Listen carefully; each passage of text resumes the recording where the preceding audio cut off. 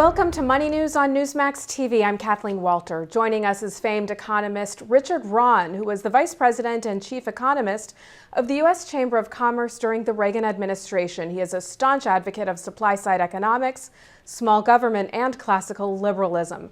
Dr. Rahn is a senior fellow at the Cato Institute and is currently chairman of the Institute for Global Economic Growth. He is also a weekly economic columnist for The Washington Times and serves on the editorial board of the Cayman Financial Review. Welcome to Newsmax TV, sir. Thank you. It's good to be with you. Thank you. Dr. Rahn, you recently wrote a column called Flaccid Brains in which you liken tax hikers to drunken drivers because they're just not thinking clearly. With government spending growing faster than the GDP, what, in your opinion, should the Obama administration be doing to solve the deficit? Well, first you have to understand what the problem is. And the problem is not too few taxes. The problem is excessive government spending. Right now we have a situation, actually over the last few years, where the government is growing faster than the private sector. Now, it's not a matter of ideology, it's a matter of fifth grade arithmetic. You cannot cure that kind of problem with a tax increase, because no matter how much you increase taxes, you only slow growth even more, and the deficit won't get better, it'll only get worse. You have to bring down the level of government spending to less than that of the private sector to solve the problem. Now, the Bush tax cuts are set to expire at the end of this year. That will mean a massive tax increase for most Americans in the middle of a recession. Martin Feldstein, Reagan's economic advisor, recently came out in the Wall Street Journal and said it could ruin any chance of an economic recovery if we don't renew those. Do you agree with Feldstein, and are you aware of any efforts underway in Congress if they're not renewed? Well, I fully agree with Martin. We worked together many years ago. In fact, I've been forecasting a double-dip recession if those tax cuts aren't renewed. Now, the administration and the Democrats in Congress talk about renewing some of them, but not all of them. And the ones they're talking about not renewing are those particularly on capital, which is the backwards way of approaching the problem. Right now, we have a problem of small business. They cannot get money. There's huge uncertainty in the tax code for business people and individuals alike.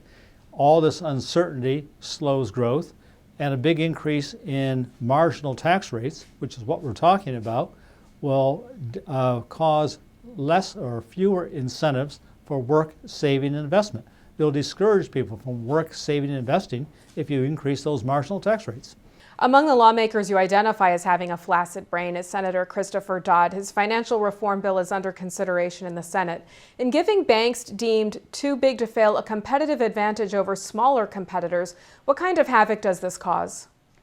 Well, just think about it. You have a choice of what kind of bank to put your money into or buy bonds from or invest in.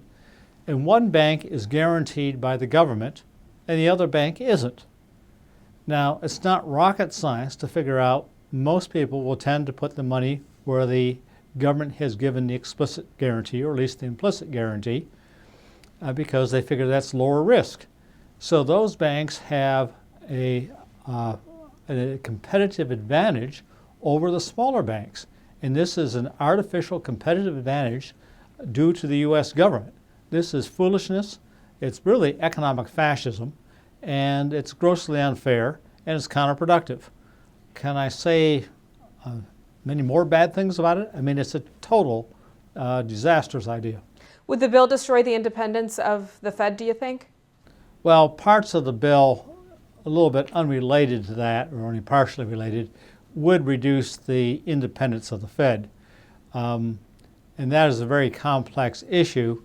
Many of us think the Fed should have been cut back, or if not abolished, a long time ago because it has been counterproductive. Unfortunately, the Dodd bill would only make matters worse. Now, lawmakers insert all kinds of hidden provisions into legislation that end up costing taxpayers. Among the places you identify as being an example of what you call sheer madness is Obamacare, because Congress has inserted a measure requiring businesses to flood the IRS with documents costing the private economy more than the IRS might collect. What aspects of Obamacare are most destructive to the economy, do you think? Well, there's so many provisions in Obamacare that we don't have enough time to list all of them that would cost the economy. But one of the really stupid provisions was requiring businesses to fill 1099 forms for any purchase in excess of $600. Normally, you fill out a 1099 form and file it with the IRS when you hire an independent contractor for several $1,000s or more, but not for all kinds of small purchases. You know, if you're going to even an office supply store and you spend more than $600, you're going to have to put one of these forms in. Well, so the IRS, we flooded with billions of forms. They have no capability of processing it. And so what? You have all these forms, what will they show? I mean, it just is an example of form over substance. This measure does not meet any kind of reasonable cost-benefit standard. And it's kind of silliness. It pervades through Washington all the time of demanding more and more paper. And are we better off or worse off? Here this year, the U.S. Congress has not passed a budget, and now the leaders of Congress said they won't pass a budget. That's a fundamental requirement in the U.S. Constitution that Congress is supposed to pass the budget. That's the main function, and they're not even doing it this year. This is the first year in memory where they haven't actually passed a budget. This is absurd.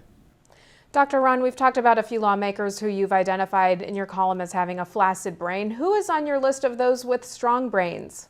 Well, I think right now the prize for maybe the brightest and most courageous member of Congress should go to Paul Ryan, who's a young congressman from Wisconsin. He looked at this horrible fiscal situation we're in with these mounting deficits, and he and his staff, and Paul Ryan's an economist by training, and he brought in some other good economists, and they sat down to figure out what should be done. So he put down what he calls the roadmap to economic recovery. You can find it on his website. That's again Paul Ryan from Wisconsin.